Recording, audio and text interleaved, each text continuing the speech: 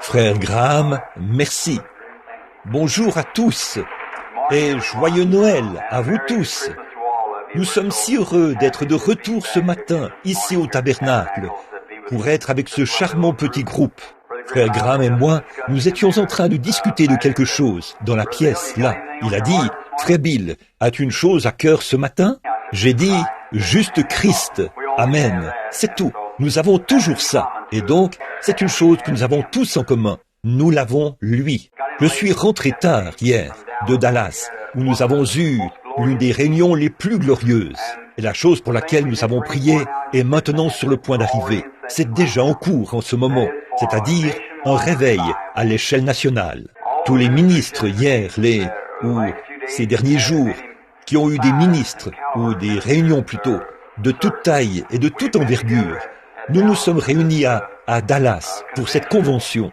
Et il y avait là environ 18 ministres qui ont un ministère qui compte entre 3 000 et 15 000, peut-être 20 000 personnes. Raymond T. Richer, par exemple, et Bosworth, et Oral Roberts, et Jackson, et tous ces hommes-là. Frère Jackson, l'autre soir, pendant sa réunion, 500 personnes ont reçu le Saint-Esprit en même temps. Alors, c'est tout simplement merveilleux. Et nous nous sommes tous réunis hier, l'autre jour, pour décider ensemble de l'œuvre à faire pour l'année, parce que nous croyons que Dieu est ici pour faire une œuvre et un mouvement de réveil que le monde n'a jamais vu auparavant. Je crois, mes amis, que nous entrons dans quelque chose de merveilleux. Et ces ministres qui organiseront probablement tous les soirs, l'été prochain, si le Seigneur nous le permet, tous les soirs, il y aura 15 ou 16 ou peut-être plus. Grands tents dressés qui peuvent accueillir jusqu'à 8 ou 10 000 personnes, partout aux États-Unis, en même temps. Oh, il nous faut un réveil maintenant. C'est déjà en cours. Des centaines et des centaines reçoivent le baptême du Saint-Esprit et entrent maintenant dans le royaume de Dieu. Ce n'est même pas quelque chose que nous nous attendons à voir arriver un peu plus tard, car c'est déjà en cours. Dieu le fait maintenant même. Oui, monsieur, oui, frère Graham, c'est ça que j'ai toujours bien. Eh bien, vous savez, frère Graham et moi travaillons si bien ensemble. Il est si grand et moi si petit. Alors parfois, je dois lui demander de secouer l'arbre un peu pour en faire tomber. Merci, frère Graham. Je n'ai toujours pas compris ça. Le feu. Nous le voulons sur l'autel, n'est-ce pas? Amen. Eh bien, L'autre soir, là où nous étions assis, des milliers de personnes étaient là. Tout le monde tapait des mains et louait Dieu. Et nous avons passé des moments tellement glorieux. Nous avions le feu sur l'autel à ce moment-là. Et nous sommes très heureux d'annoncer le réveil de l'été prochain. Maintenant, je serai avec l'église ici, avec frère Graham et vous tous, pendant les 8 ou 10 prochains jours, je crois, pour autant que je sache. Et je veux participer à tous les services possibles. Alors nous partons de là pour aller au stade, à Houston, au Texas. Nous avons accès à un beau grand bâtiment là-bas, qui peut accueillir 17 000 personnes. Et nous nous attendons à passer de merveilleux moments. Nous avons essayé que nous ayons tous une ligne de prière là-bas, mais ce n'était pas possible. Un ministre, un endroit et un autre dans un autre endroit, dans la ligne de prière. Mais, ça ne marchait pas comme ça. Et c'est seulement frère Jaggers qui a pu aller de l'avant. Et disons, une autre chose que je veux annoncer, Père Jaggers s'est levé et a pris position comme nous l'avons fait à Calgary. Les baptistes missionnaires, les baptistes du libre arbitre, et tous ceux-là, vous savez, les baptistes sont très nombreux au Texas. Ils ont pris position pour lui, mais les baptistes fondamentalistes se sont opposés au programme. Et ils ont écrit un article à son sujet dans le journal et tout. Eh bien, ils lui avaient soumis par écrit des questions sur la Bible. Alors frère Jaggers a répondu. Et ils ont eu après qu'ils ont vu eux-mêmes les preuves. Mais à cause d'un tas de positions politiques, eh bien, ils n'ont pas voulu publier ça dans le journal. Alors, frère Jaggers, nous avons convoqué une réunion là-bas. Et 75 ministres qui collaboraient de cette ville se sont présentés là. Nous en avions fait une reproduction par photocopie. Et nous avons dit, est-ce là la liberté d'expression? Est-ce là la liberté de presse? Comme ça. Et nous l'avons distribué. Et le lendemain matin, le journal a perdu 10 000 abonnés.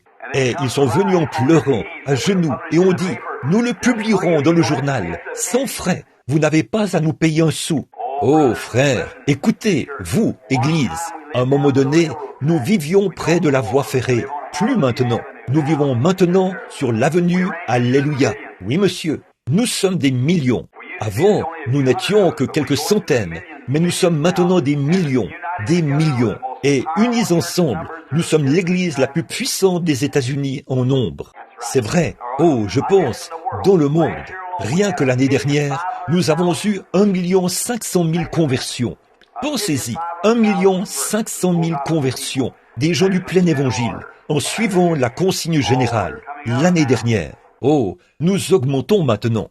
Et ces petits journaux et ces choses qui ont été... Ils ne voulaient pas parler des catholiques. Ils avaient peur d'eux. Vous voyez, ils avaient peur de le faire. Mais nous continuons à augmenter en nombre maintenant. Nous avons des droits. Revendiquons notre droit donné par Dieu. C'est vrai. Alors, nous allons de l'avant cette année, avec Dieu comme aide et comme bouclier, pour provoquer faire de notre mieux pour avoir un réveil. Maintenant, Oh, ici en haut, vous devrez tous me dire quand je dois m'arrêter. Là-haut, juste là-haut. Très bien. Je peux marcher jusqu'ici et regarder en arrière. Et alors, bon, combien se sentent bien en ce jour de Noël? Dites Amen. Oh là là, regardez, c'est un temps d'allégresse, le temps où nous pouvons tous nous réunir et adorer Christ. Et je n'ai pas de message, rien du tout. Je viens d'ouvrir la Bible ici, pendant qu'il parlait, là. Je l'ai ouverte ici, j'ai dit, où est la naissance de Christ? Presque tout le monde en parle en ce moment. Alors, il va falloir que je lise un peu, et ensuite trouver quelque chose, et continuer simplement un peu comme ça, jusqu'à ce que l'Esprit du Seigneur apporte quelque chose. Maintenant, pour débuter, commençons par Luc, au chapitre 1 de Luc. C'est le commencement de la naissance de Christ. Et nous allons lire un peu ici, ou simplement donner un enseignement sur une partie de la parole, si nous le pouvons. Nous ne savons pas ce que le Seigneur fera pour nous, mais nous avons simplement confiance qu'il nous donnera une grande bénédiction. Dites donc, j'ai entendu votre émission, c'était bien. Continuez simplement à avancer. Continuez à avancer, prêchez la parole.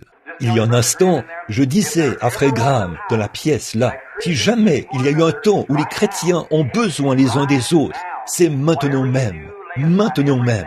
Quoi que vous fassiez, mettez tout de côté, parce que je crois, par la grâce de Dieu, je vais simplement parler un peu de cela dans quelques minutes, pour montrer combien nous avons besoin les uns des autres en ce moment. Le grand, je crois que nous avons là, devant nous, m'écoutez-vous? Très bien. Nous avons maintenant là, devant nos yeux, la plus grande scène de toute l'histoire de l'humanité. Et ça se déroule ici, devant nous, dans le grand champ du monde, ici. Et c'est une scène que Dieu va exécuter, maintenant même. Et c'est saisissant de regarder partout dans le monde et de voir comment la chose travaille de concert. Oh, quelque chose est sur le point d'arriver, mon ami. Cette chose dont nous avons parlé et ce que nous avons dit, c'est ici, maintenant même. C'est déjà commencé. Partout, ça éclate. Il y a un grand tableau que j'aimerais vous brosser ce matin. Je vois un agneau dans le champ, en train de paître. Le petit animal devient nerveux et il se pose des questions. Là, dans les roseaux, juste derrière lui, je vois un lion qui s'approche doucement, très doucement. Voyez, il bouge sa queue, qui tapote le sol, et il se prépare à bondir. Voilà l'église là-bas, sur le champ de travail. Les ténèbres du communisme se répandent dans le monde entier. Elles nous enveloppent comme une grande ombre. Et c'est la loi du contraste. Comme avant le jour, il fait toujours plus sombre que jamais avant le jour, parce que le jour se lève et repousse les ténèbres. Et c'est la loi du contraste, voyez-vous, qui fait en sorte qu'il fait plus sombre que jamais avant que le jour se lève. Et nous sommes dans la même condition maintenant. Il fait plus sombre que jamais avant le jour. Les grandes ombres des ténèbres s'approchent puissamment pour accomplir ceci, l'homme du péché. Avez-vous remarqué, en cette période même de Noël, tous les pays communistes sont, au lieu de présenter Christ dans la crèche, ils ont envoyé des petits livres de Staline, avec la photo de Staline dessus. L'homme qui s'oppose et s'élève contre tout ce qu'on appelle Dieu, et ainsi de suite. Et une grande partie du monde se trouve entre ses griffes. Et voilà une autre chose. Tout cela, c'est pour accomplir l'écriture. Et je veux aussi vous faire remarquer autre chose. une autre chose qui s'est accomplie. Les gens qui sont formalistes et les églises formalistes, ils s'élèvent contre ce mouvement. La Bible dit, ils auront l'apparence de la piété, mais renieront ceux qui ont fait la force. Éloigne-toi de ces hommes-là, et ils prennent position. Le communisme prend position. Gloire à Dieu, le Saint-Esprit prend position. Oui, quand l'ennemi viendra comme un fleuve, alors j'élèverai un étendard contre lui. C'est vrai, et l'Église a pris position. Je parle de l'Église remplie du Saint-Esprit. Or, c'est tout ce qui m'intéresse, mes amis, quand je suis ici.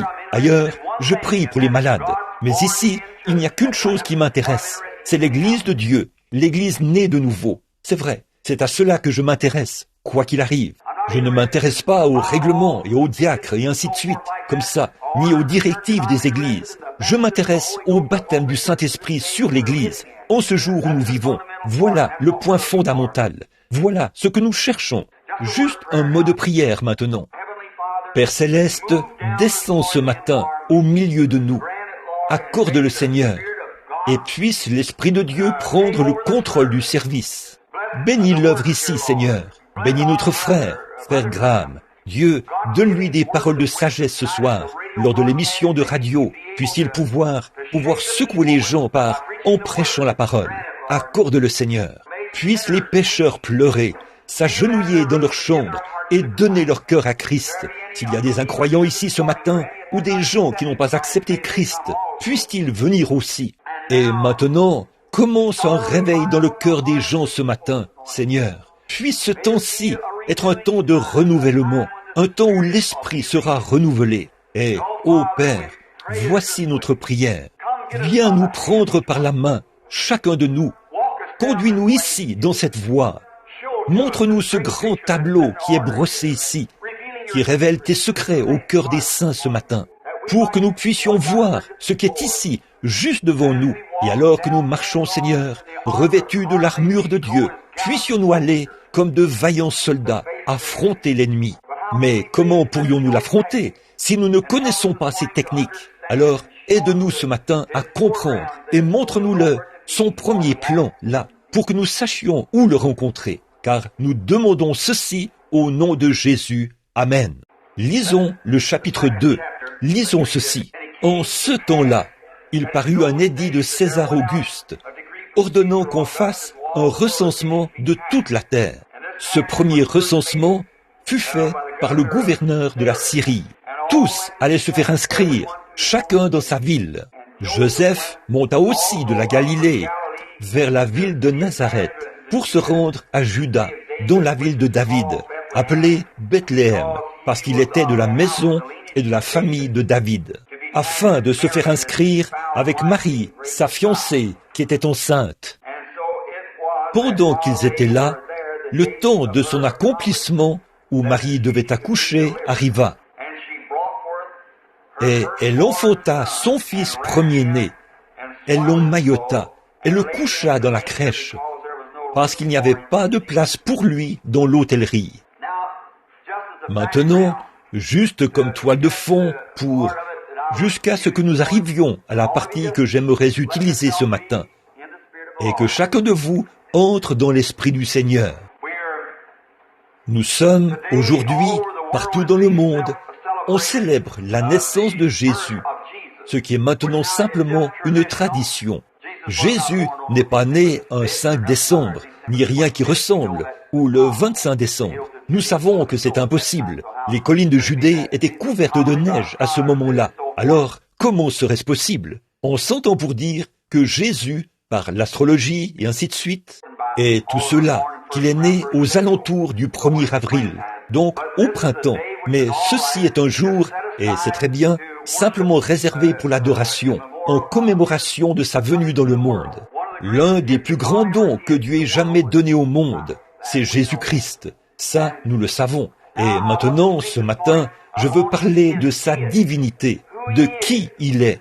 Tant de gens le considèrent comme un petit bébé, couché là dans le berceau, et ainsi de suite. Mais ce n'était qu'un des tableaux, ce n'était qu'une des toiles de fond qui sont présentées dans la scène, afin de démontrer ce qu'il est réellement, sa divinité. Et il a dit, dans les passages des Écritures qui parlent de sa venue, qu'on parlerait de lui dès l'époque de Jean. Déjà dans la Genèse, il était prophétisé que la postérité de la femme écraserait la tête du serpent, promettant cet enfant, Jésus-Christ. Et il a été depuis tous les prophètes, presque tous les prophètes qui ont écrit dans la Bible ont parlé de son premier et de son second avènement, quand il viendrait dans le monde. Jésus vient 3 fois. Il est venu la première fois pour racheter son Église. Il vient la deuxième fois pour recevoir son Église. Il vient la 3e fois avec son Église. Tout ce qui se trouve dans la Bible voyage par Trinité, par 3, mais tout cela dans un seul Christ. Souvenez-vous, la première fois pour racheter son Église, la 2e fois pour recevoir son Église, la 3e fois avec son Église, en tant que roi et reine. Bon, de sa première venue, nous en parlerons juste un peu, alors, de sa présence ici, et ensuite de sa seconde venue, nous en parlerons, puis de la 3e fois, si le Seigneur le veut. Or, à cette époque-là, il y avait une grande persécution contre l'Église. César Auguste avait élaboré un grand plan, celui d'imposer tout le peuple. Et cela n'a été fait que dans un seul but, pour que la grande prophétie de Dieu s'accomplisse. La seule chose que vous avez à faire, quand vous voyez quelque chose dans la Bible qui vous semble un peu mystique et un peu superstitieux, donnez à Dieu un peu de temps. Dieu n'est pas pressé, c'est nous qui sommes pressés. Donnez juste un peu de temps à Dieu et vous verrez les vieilles roues prophétiques, les engrenages tourner pour compléter le tableau. Ça va se développer comme lorsque l'on développe une photo. Comme quelqu'un qui parlait l'autre jour, il a dit « Dieu, qu'était-il quand il était tout là-bas, il y a des millions et des millions d'années, quand il n'était pas comme l'espace ici. Puis il a abouti dans le Logos. Et ensuite, il est descendu du Logos, il est descendu en Christ. Vous voyez, c'est simplement Dieu qui descend comme ceci sur la terre, puis qui retourne directement en Dieu. Ne voyez-vous pas ce que je veux dire? En train de tourner, de descendre de l'espace, de l'éternité. Tout s'engraine, descend dans le Logos, du Logos là dans l'homme, pour ensuite revenir de nouveau, dans un seul but, racheter cet homme qui était tombé. Or, c'est pour ça qu'il est venu, pour être un rédempteur. Et avant que Dieu puisse être un rédempteur, il devait être, selon la loi, un parent rédempteur. Il devait nous être parents. Et Dieu, au commencement, a créé son premier homme. Il l'a fait esprit. Et l'esprit est la partie invisible de l'homme, qu'on ne voit pas. Or, Dieu a fait l'homme à son image. M'écoutez-vous? Très bien. Dieu a fait l'homme à son image. Et Dieu est esprit, dit la Bible. Et le premier homme qui était fait gouvernait toute la création, tout comme le Saint-Esprit gouverne l'Église aujourd'hui. Il dirigeait la création. Il dirigeait les animaux. Mais il n'y avait pas d'homme pour cultiver le sol. Alors Dieu a formé l'homme de la poussière de la terre. Et cet homme, il se peut qu'il lui ait donné des mains comme celles d'un singe. Il se peut qu'il lui ait donné des pieds comme ceux d'un ours. Quoi qu'il ait fait, il a simplement tout mis ensemble et a créé un homme. Mais quant à cet homme, Dieu a placé cet esprit immortel qui ne meurt jamais dans cet homme. Et il est devenu plus qu'une bête. Il est devenu un homme. Et cet homme-là, c'est ce qui suscite, à mon avis, beaucoup de discussions de la part des athées et de différentes personnes. Mais l'heure est venue où Dieu répand sa lumière. Voici l'heure où Dieu est en train d'accomplir des choses. C'est vrai. Et donc maintenant, quand il discute, eh bien, ses pieds sont semblables à ceux d'un ours, et ses mains sont semblables à celles d'un primate, ou d'un singe, ou quelque chose de ce genre. Il cherche à dire qu'il tire son origine de là. Ça n'a aucun rapport. Ceci, c'est simplement le corps de chair dans lequel il habite. C'est comme une maison qui retournera dans la poussière de la terre. Mais l'esprit est immortel. Il vient de Dieu. C'est cela qui est à l'image de Dieu. Dieu est esprit. Cet homme a perdu son origine dans le jardin d'Éden. Ses relations avec Dieu, sa communion avec lui ont été coupées là-bas à cause du péché et de l'incrédulité. L'incrédulité à l'égard de quoi? De la parole de Dieu. Il a été peint un tableau à Ève un jour. Il lui était dit que tout serait beaucoup plus glorieux si elle laissait simplement tomber la parole de Dieu pour se tourner vers le raisonnement. On ne peut pas faire ça. Dieu Il y a une différence entre le raisonnement et la parole de Dieu. La parole de Dieu est vraie. Le raisonnement est faux. On ne peut pas résoudre quoi que ce soit par le raisonnement. C'est vrai. Notre cerveau n'est pas apte, et ne le sera jamais, à pénétrer la sagesse éternelle de Dieu. C'est pourquoi on ne peut pas raisonner ces choses. On doit les croire. C'est tout. Et donc, le tableau était présenté. C'est ce qui est arrivé là-bas, à notre premier père et à notre première mère. Puis, ils sont tombés. Cela a rompu la relation avec Dieu, et ils ont été chassés du jardin d'Éden. À partir de cette heure-là, Dieu s'est mis à crier en parcourant les jardins, à la recherche de son enfant perdu. Et alors, le seul moyen pour Dieu de le racheter, il faudrait que ce soit il faudrait venir le racheter lui-même. Pas dans un autre, pas envoyer quelqu'un d'autre. Il ne pouvait pas envoyer un ange, ce ne serait pas bien. Mais le seul moyen pour Dieu de racheter l'homme, c'était de descendre lui-même pour le racheter. Si quelqu'un ici péchait, et que j'étais le juge de ce groupe de gens, et que j'avais la juridiction sur vous tous, et si quelqu'un avait péché, et que je disais, maintenant frère Graham, je veux que tu payes le prix, ce ne serait pas juste.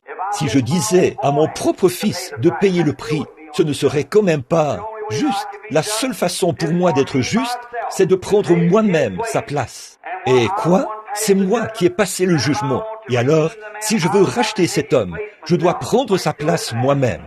M'écoutez-vous toujours? Maintenant, regardez, je veux que vous remarquiez quelque chose. Alors, quand ceci, le seul moyen pour Dieu lui-même de racheter cet homme, c'était de descendre prendre sa place. Et c'était une loi de rédemption donnée par Moïse, qui prescrivait que cela devait être fait par un parent rédempteur, un homme qui, d'abord, était digne, un homme qui valait le prix. Alors cet homme rendrait publiquement témoignage et rachèterait les biens perdus de quelqu'un qui était tombé. Et alors, Dieu était digne. Il est descendu, il y a environ 1900 ans, sous la forme d'un bébé, né dans une crèche, couvert par le Saint-Esprit, non pas né par le désir sexuel. Il était Dieu. Le sang de Dieu était en lui. Le bébé est toujours du sang de son père, jamais de celui de sa mère. Nous le savons tous.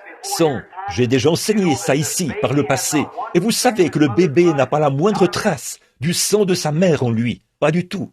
Non, rien n'en a. C'est toujours le sang du mâle. Une poule peut pondre un œuf, mais s'il n'est pas fertile, il n'éclora jamais. Peu importe combien l'œuf est beau et combien elle le réchauffe, il sera toujours infertile. Il va rester là et pourrir. C'est vrai, à moins que l'oiseau mâle ait été avec l'oiseau femelle. Et le germe de vie vient du mâle. Par conséquent, quand Marie, sans avoir connu aucun homme, elle était avec le mâle, Dieu, le Jéhovah Tout-Puissant, il l'a couverte de son ombre, et Dieu est le Créateur qui a créé une cellule de sang dans le sein de Marie, sans avoir connu aucun homme. Et c'est ce qui a produit le sang créateur de Dieu, pour nous racheter de notre vie venue ici par le désir sexuel.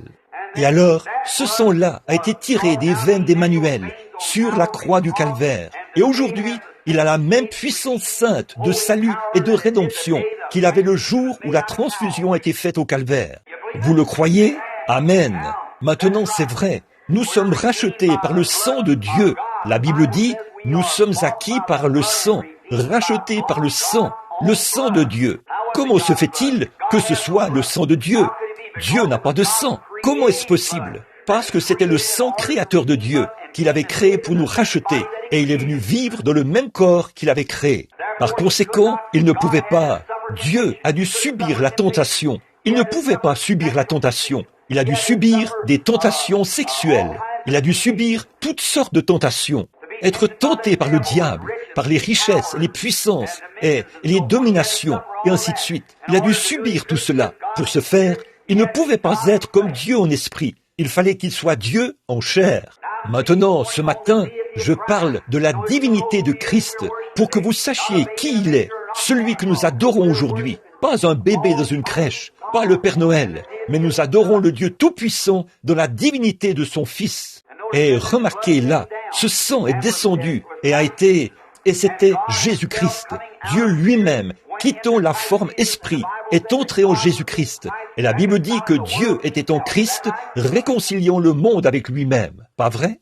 Dieu lui-même, Jéhovah, a vécu en Christ et est devenu notre parent parce que, comme nous, il est né dans une chair humaine. Pas vrai? Les cellules de son sang ont été formées par Dieu et les cellules de sa chair ont été formées dans le ventre de Marie, qui a mis l'enfant au monde. Alors Dieu est descendu et il a vécu dans une chair humaine et il était tenté en toutes choses comme nous. Croyez-vous cela? Très bien.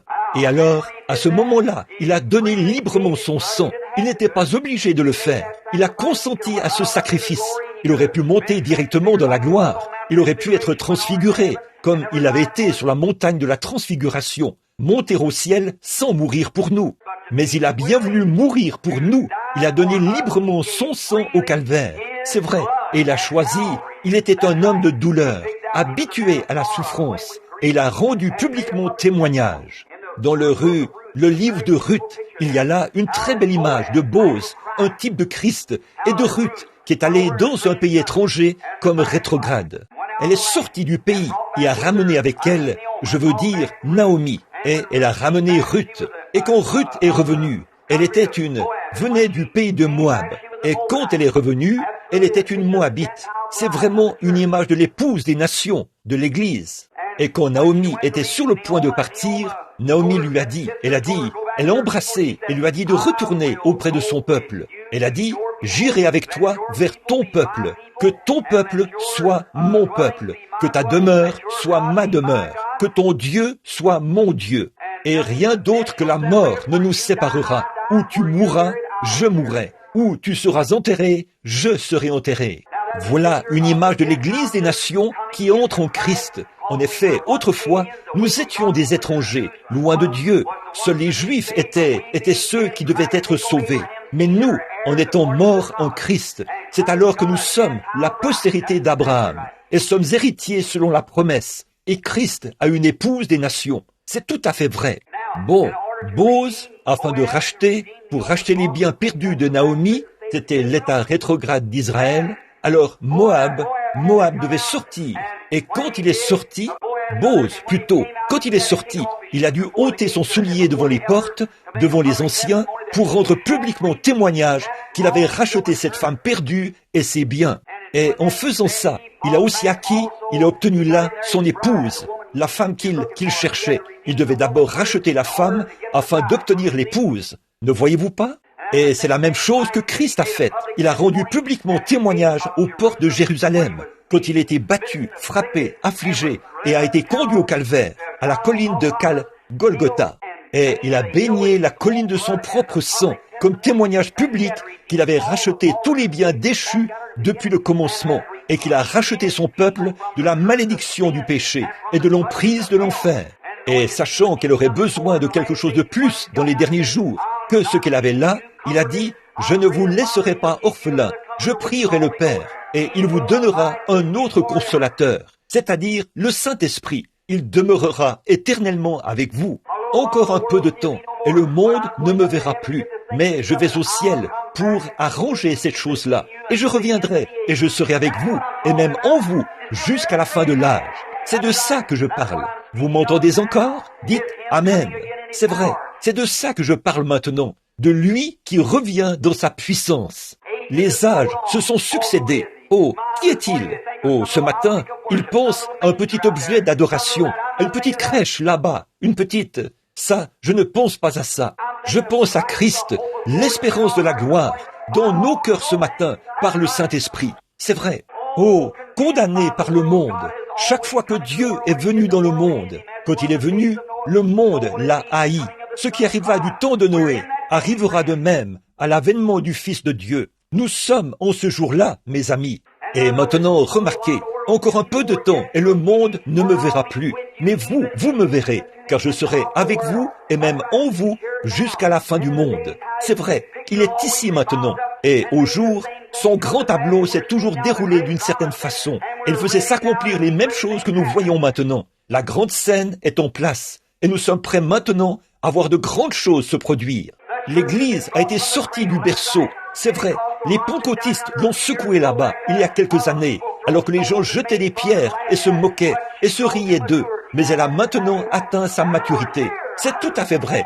L'heure est arrivée. Alléluia! C'est vrai, c'est ça qui m'intéresse, de voir l'Église de Dieu se rassembler maintenant. On nous a chassés ici et chassés là, mais l'heure vient où Dieu jette la couverture autour de nous tous pour nous attirer, car l'ennemi est à la porte. Alléluia! Oui, monsieur. Il a dit, là, de son peuple. Daniel a dit, les grandes choses des derniers jours, quand ces choses arriveront, oh, les grands exploits que les gens accompliront à ce moment-là, les hommes de foi les accompliront en ce jour-là. Et l'heure est maintenant venue où la grande scène, le tableau de Dieu est présenté, de la pluie, de l'arrière-saison. Joël a dit, dans les derniers jours, je répandrai mon esprit sur toute chair.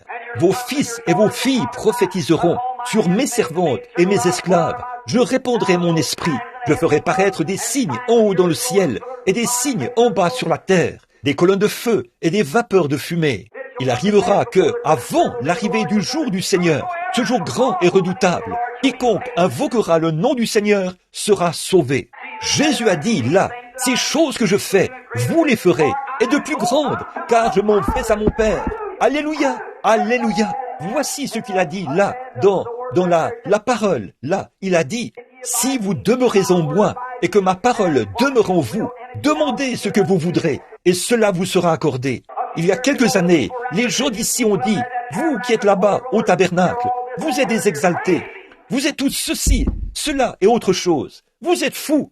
Mais, oh là là, nous nous sommes tenus sur ce rocher qui est la vérité, jusqu'au baptême du Saint-Esprit. Et maintenant, la puissance du Dieu Tout-Puissant s'est formée dans l'Église. Elle se manifeste. Alléluia! J'attends le moment où Dieu va secouer toute la chose, partout. Père, c'est déjà en cours en ce moment même. C'est en cours, c'est vrai.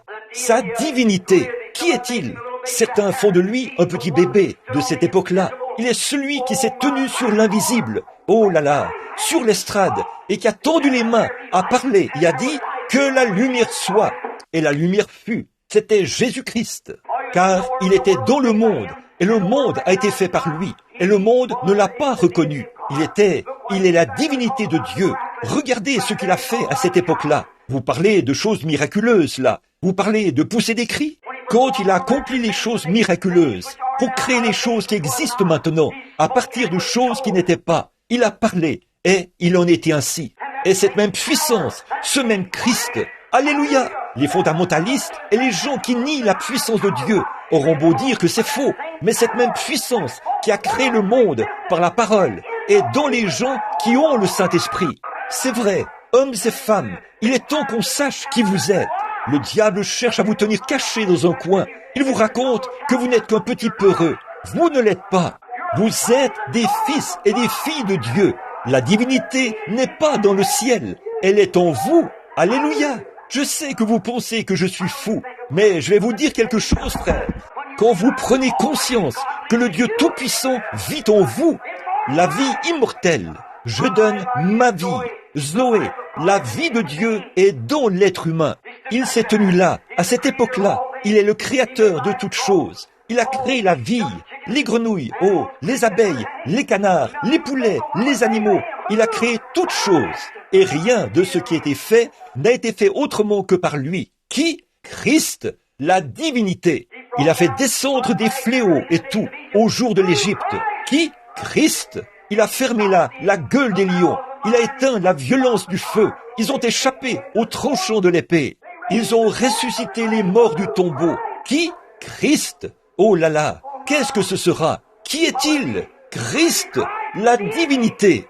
Et frères, sœurs, cette divinité est en vous. Encore un peu de temps et le monde ne me verra plus. Mais vous me verrez, car je serai avec vous et même en vous jusqu'à la fin de l'âge. Christ dans la crèche? Non, Christ en vous. Alléluia. Nous n'adorons pas Christ dans la crèche, mais Christ en vous, le Saint-Esprit, l'espérance de la vie. Alléluia. Le Créateur, Dieu lui-même qui habite dans l'être humain. Ce que nous serons n'a pas encore été manifesté, mais nous le verrons tel qu'il est, car nous serons semblables à lui, l'Esprit dans l'être humain. Il n'y a pas de place pour lui. Les gens ici qui disent qu'ils sont de Christ, que leur Église est de Christ, ils vont à... Et qu'est-ce qui s'est passé hier soir? Ils ont ouvert leur cadeau de Noël.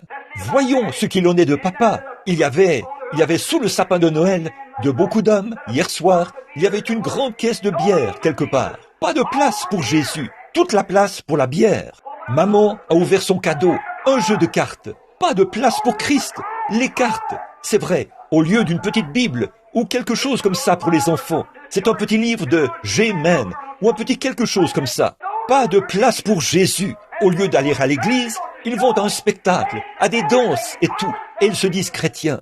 Frères, quand la divinité de Dieu, par le Saint-Esprit, entre dans le cœur humain, elle fait sortir tout ce que Christ n'a pas créé.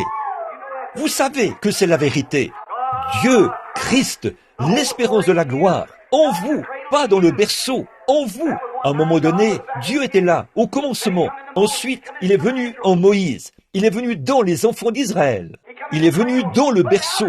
Mais maintenant, il l'adore comme s'il était quelque chose de la préhistoire, d'il y a très longtemps, alors que Christ est en vous. Le voici aujourd'hui. Le Fils de Dieu avance. Sa grande église avance. Aujourd'hui, l'église a des soupers où on sert de la soupe, des soupers où on sert de la tarte. On veut voir qui peut s'habiller le mieux, qui entre dans l'église en grande pompe et avec gloire, qui a la meilleure église, les meilleurs sièges, qui peut jouer ceci, qui peut faire cela.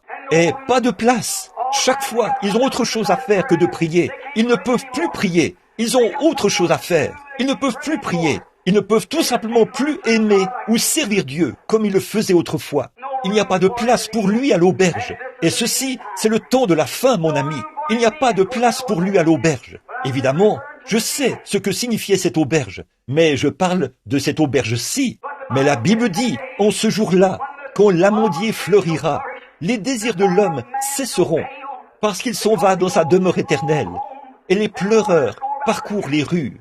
Avant que la corde d'argent se brise, que le seau se rompe sur la source. Oh, miséricorde, mon ami. Mais le prophète a aussi dit, vers le soir, la lumière paraîtra. C'est vrai, le sentier de la gloire, là, tu le trouveras. C'est vrai, le temps du soir est venu.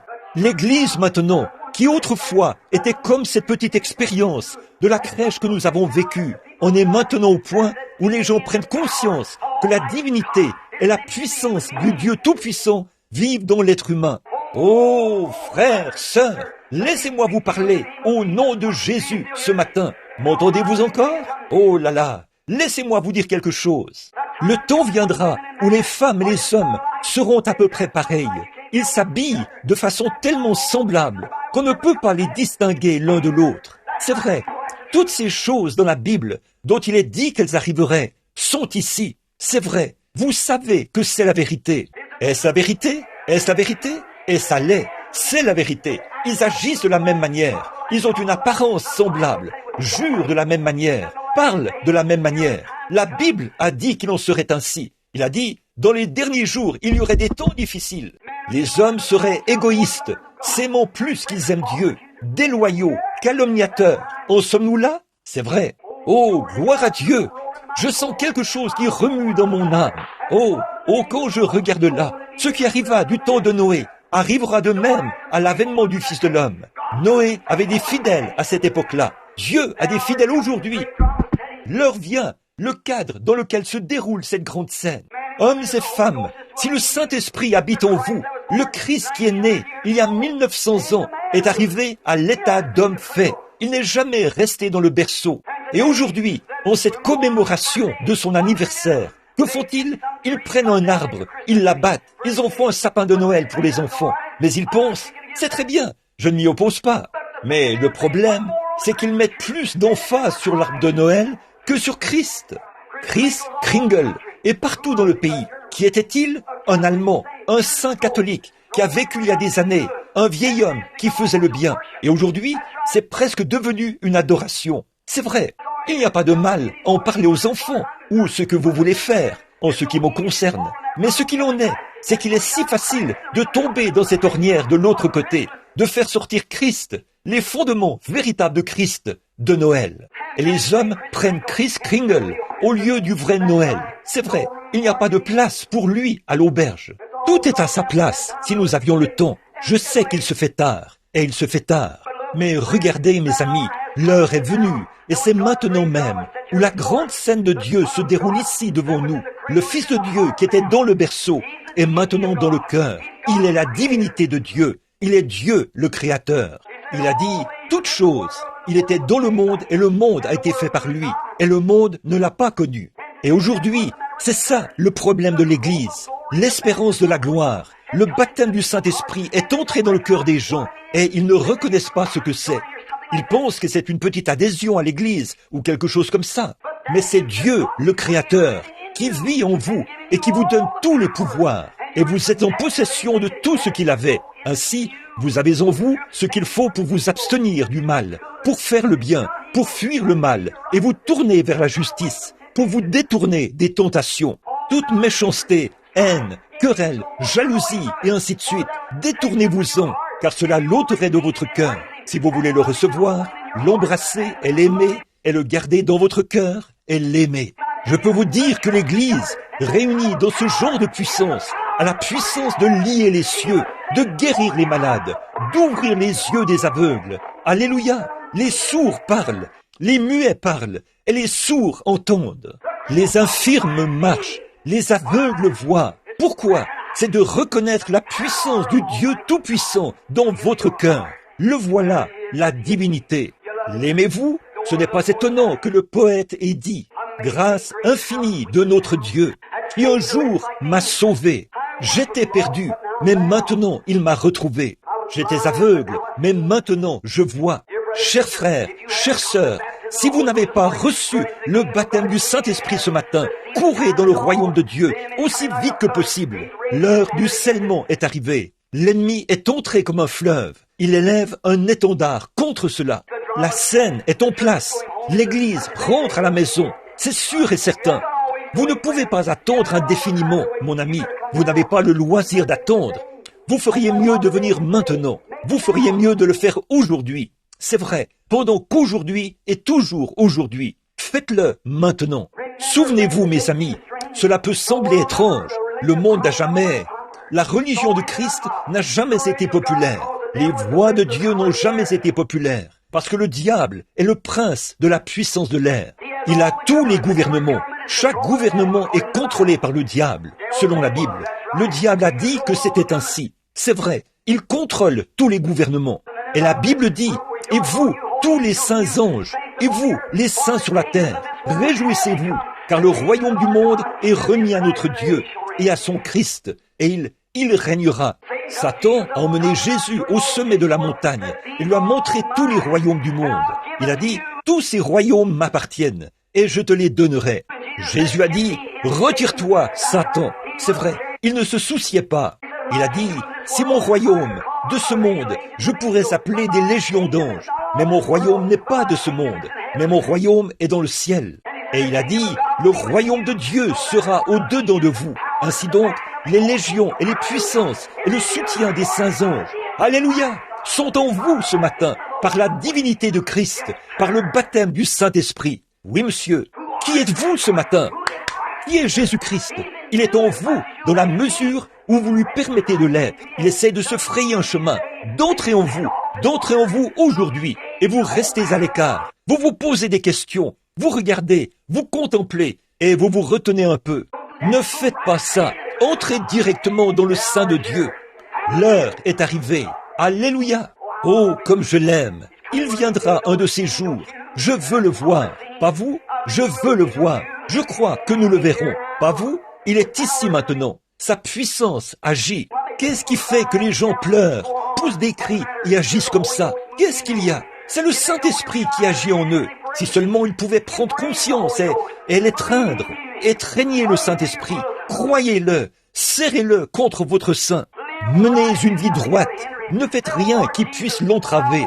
Dites, ô Seigneur Jésus, je te désire. Je veux que tu te tiennes près de moi. Je vais me tenir à tes côtés, Père. Et à ce moment-là, il s'efforce d'entrer en vous. Il veut y entrer. Il vous fait la cour pour vous attirer vers lui tout le temps. Maintenant, mes amis, je sais que c'est la vérité. Je sais que les gens ne se rendent pas compte de qui vous êtes. Chaque personne ici peut vivre au-dessus du péché, peut vivre sans péché, vivre en Dieu.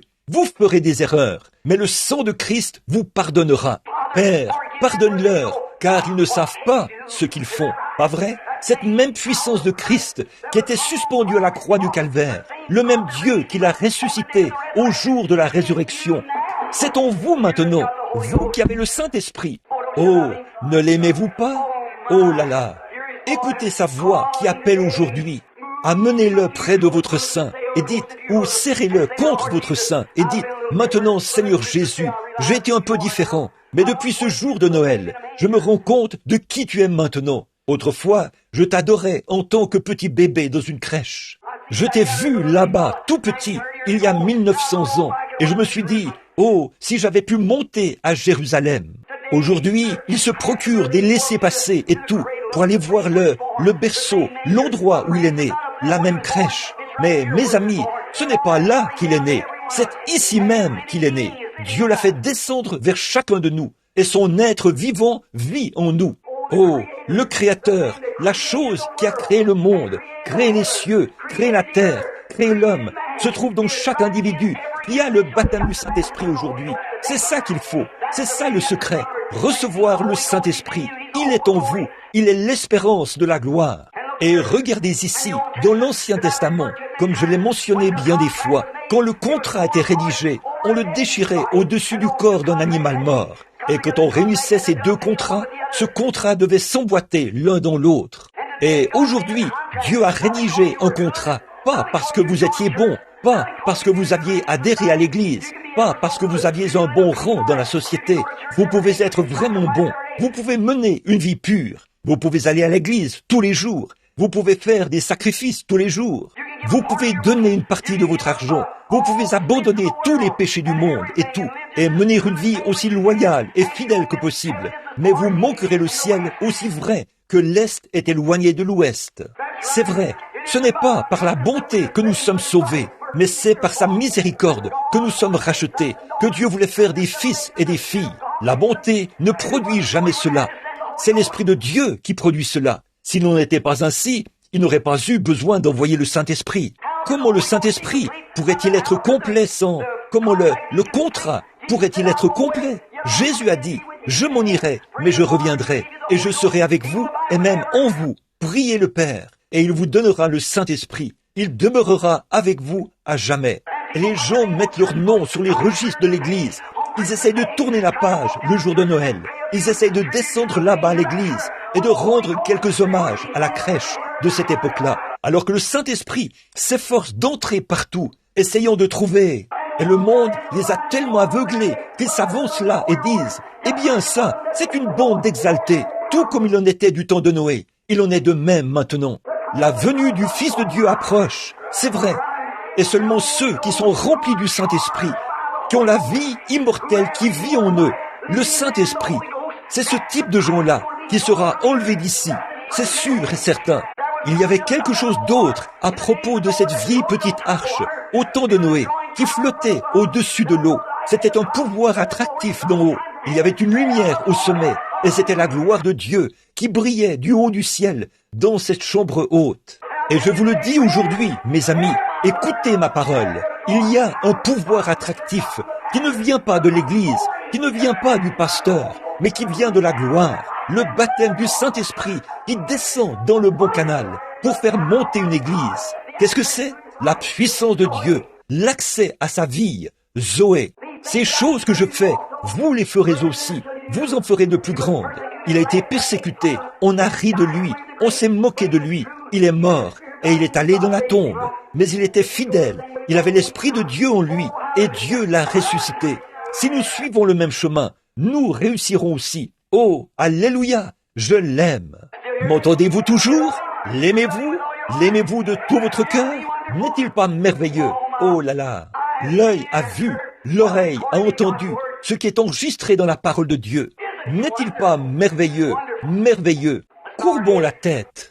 Père céleste, ô Jésus, j'attends avec impatience une grande heure. Je la vois venir. Je vois qu'il n'y a aucun espoir nulle part ailleurs. Je vois que l'âge avance. Je vois les grandes lumières rouges du communisme se balancer au-dessus de la terre. Je vois les églises formalistes élever un étendard contre ton église. Elles essayent de les condamner en disant « La guérison divine est fausse. Ce n'est que du fanatisme. Il y a un projet de loi dans notre propre Maison Blanche pour mettre fin à cela. » Oh, mais, oh Dieu, l'autre jour, j'étais assis là et je voyais ces gens saints, tous illuminés par la puissance de Dieu. Je contemplais leur visage et je voyais la gloire de Dieu. Ils peuvent être comme les enfants hébreux à la fournaise ardente. Nous ne nous prosternerons jamais. Non, notre Dieu peut nous délivrer. Tu viendras bientôt, Seigneur Jésus. Et je vois que l'heure est en train de s'installer où les gens ont l'apparence de la piété, mais renient ceux qui ont fait la force. Éloigne-toi de ces hommes-là, as-tu dit, l'Esprit qui parle des derniers jours. Et nous voici en ce jour-là, aujourd'hui. Voici notre petite église assise ici, Seigneur, des hommes et des femmes qui, je crois, t'aiment.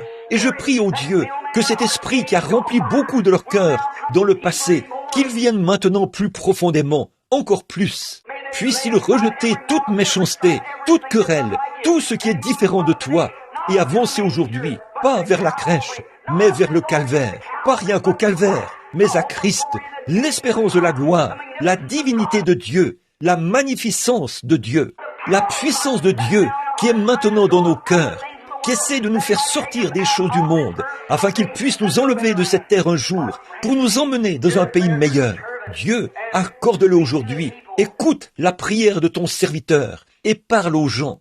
S'il y a des perdus ici, des gens qui n'ont pas le Saint-Esprit, puissent-ils recevoir de toi ce matin? Accorde-le, Dieu bien-aimé, car nous le demandons au nom de ton cher Fils bien-aimé, Jésus, qui, il y a 1900 ans, est né dans une crèche, qui a souffert 33 ans plus tard au calvaire pour nos péchés, qui est monté en haut quelques jours plus tard, 40 jours plus tard. Il a été élevé dans la gloire, puis 10 jours plus tard, il est revenu dans la puissance du Saint-Esprit et il vit maintenant dans l'Église. Et bientôt, avec cette même puissance qu'il a ressuscité, le Saint-Esprit dans l'Église, il l'enlèvera. Ô Dieu, ne veux-tu pas venir et sauver l'Église? Car nous le demandons en son nom. Pendant que vous avez la tête inclinée, nous allons chanter « Il appelle aujourd'hui ». S'il y a quelqu'un ici, sans Christ, sans Dieu, sans espérance, viendriez-vous maintenant?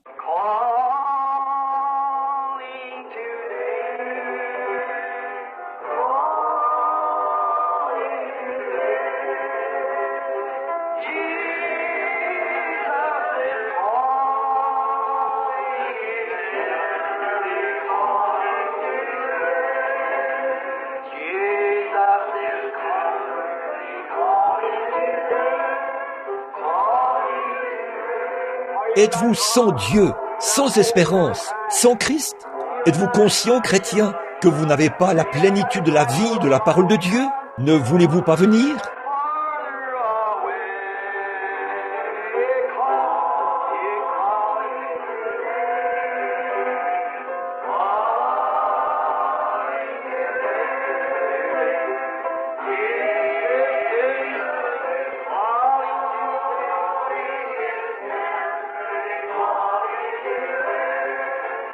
Écoutez, notre Père est ici et il veut vous sauver. Si vous n'êtes pas sauvés, je ne vous connais pas. Mais écoutez mes amis, je veux faire quelque chose ce matin pour vous, pendant que vous êtes ici. Je veux que vous ayez les yeux fermés. Je veux tirer un rideau ici et vous laisser regarder quelque part. Nous allons faire une petite visite ce matin, pendant qu'elle joue ce chant. Je vais tirer le rideau, juste pour ceux qui sont assis dans ce tabernacle, jeunes et vieux, et vous tous. Je vais regarder aux portes de l'enfer pendant un moment, ce matin. Ils savent, là en bas, qu'ici en haut, c'est la période de Noël. Ils savent ce qu'ils ont fait pendant la période de Noël. Certains d'entre eux ont bu, certains d'entre eux ont couru partout. Certains étaient à l'église, certains ont ridiculisé cela, certains se sont moqués. Et si cette lugubre charpente osseuse pouvait revenir à la porte de cette église ce matin, vous savez, vous serez peut-être là, Noël prochain. Il se peut que vous soyez là depuis 1 an, Noël prochain. Mais souvenez-vous, vous avez affaire à des âmes humaines. Vous traitez avec des choses spirituelles. Et chacun de vous devra répondre au jour du jugement. Je ne peux qu'être honnête. Je peux seulement dire, si vous n'avez pas reçu le Christ ce matin, il se tient à la porte ouverte. Le traitez-vous avec méchanceté? Et vous qui avez le Saint-Esprit, souvenez-vous, vous serez jugés pour ce que vous en avez fait. Vous aurez peut-être reçu Christ par le Saint-Esprit, mais vous serez condamnés. Tout homme est jugé selon les œuvres qu'il a faites lorsqu'il était dans son corps. Après que vous avez reçu le Saint-Esprit, qu'est-ce que vous en avez fait? Avez-vous parlé de votre voisin? Avez-vous mal agi? Si oui, souvenez-vous, je recommencerai une nouvelle vie maintenant même. Dites, Seigneur Jésus, aujourd'hui, à partir de maintenant, je serai ce que tu veux que je sois. Je suis conscient que c'est la partie immortelle de Dieu et que l'Esprit de Dieu vit dans mon corps. Et si j'ai eu tort, pardonne-moi maintenant. Je veux rentrer à la maison. Je veux être meilleur. Mettez-le à l'épreuve, là, ce matin. Comme ça, levez simplement la main, pour moi, là derrière. Dites, je veux recommencer aujourd'hui, frère Branham. Moi aussi, j'ai levé la main. Je vais recommencer. Je veux en faire plus pour lui que je ne l'ai jamais fait. Êtes-vous... Une fois, j'ai entendu l'une des histoires les plus tristes que j'ai jamais entendues. Il y avait une jeune femme très belle. Elle vivait dans un bon foyer. On lui avait parlé de Christ. Son père a dit, j'ai honte d'elle, révérend. Son genre de société, elle va rencontrer cette catégorie de gens parce qu'elle est... Maintenant, souvenez-vous, selon la société, vous vous associez à une chose qu'on appelle folie. Or, elle avait reçu ce qu'il y a de mieux en matière d'instruction.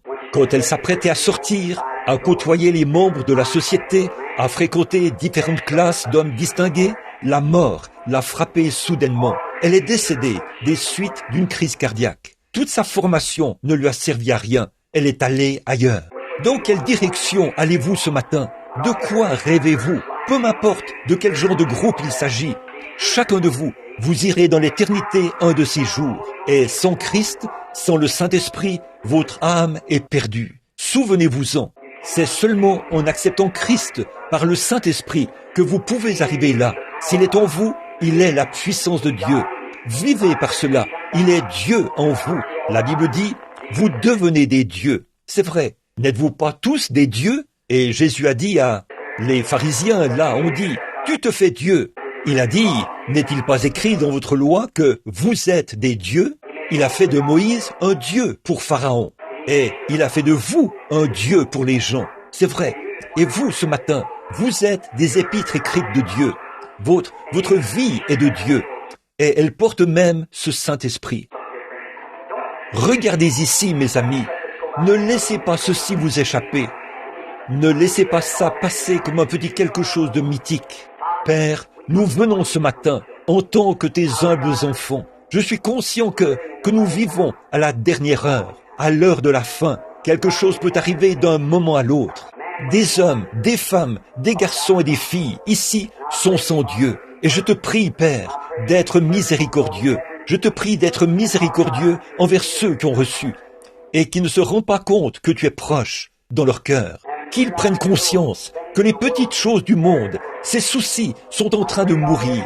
Je prie au Dieu que tous ceux qui sont ici ce matin soient vraiment consacrés à toi pendant les jours à venir. Peu importe combien de temps nous allons encore attendre avant ta venue, nous croyons que c'est tout proche maintenant.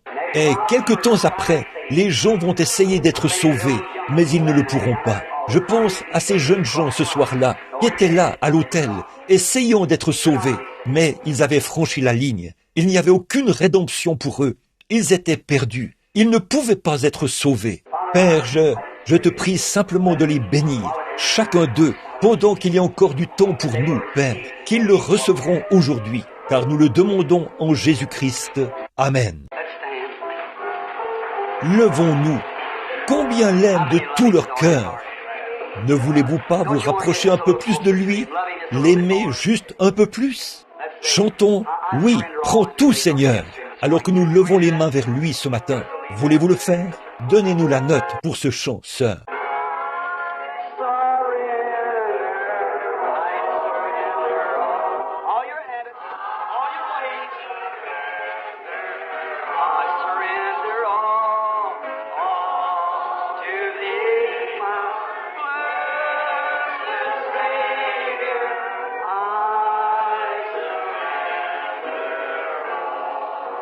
Êtes-vous vraiment sincère?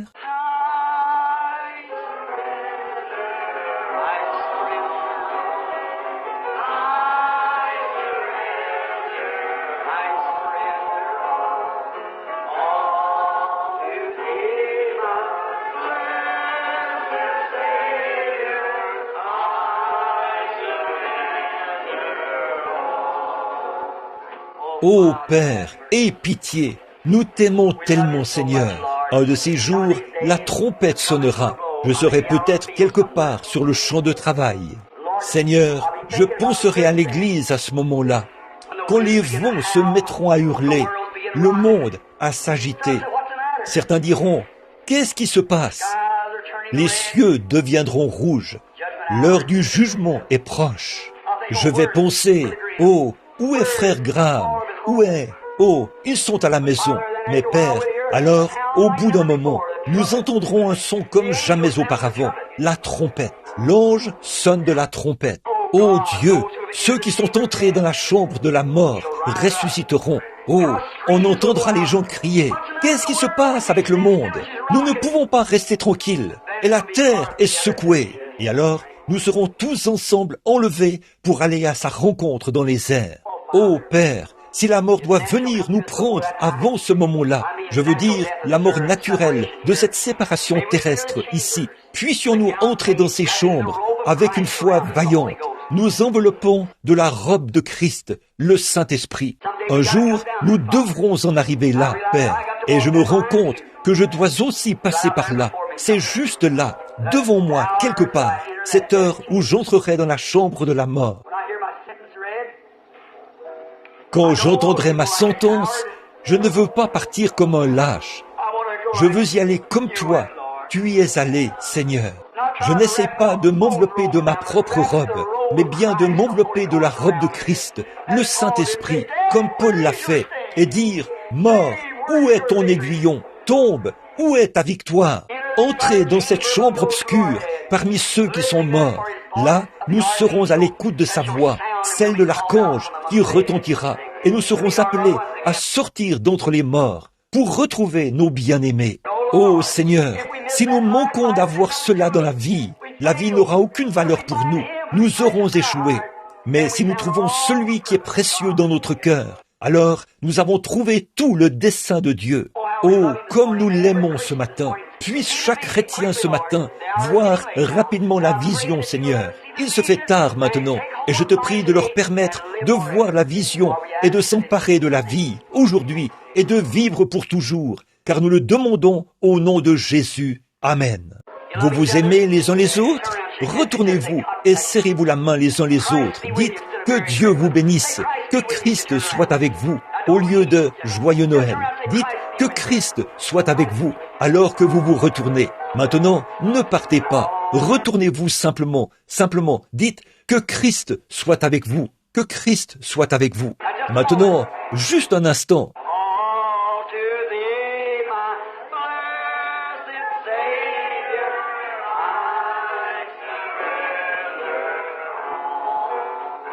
Eh bien, je pensais qu'il était midi passé. Il est 11 heures passées. Et je pensais qu'il était midi 20. Juste, que dites-vous? Amen. Est-ce que tout le monde aime le Seigneur? Dites, loué soit l'Éternel. Disons juste un peu, pas plus de 3 ou 4 paroles pour rendre témoignage, comme j'aime Jésus. Dites simplement, oui, pas plus que ça. C'est ça, quelqu'un d'autre. Je l'aime. Oh,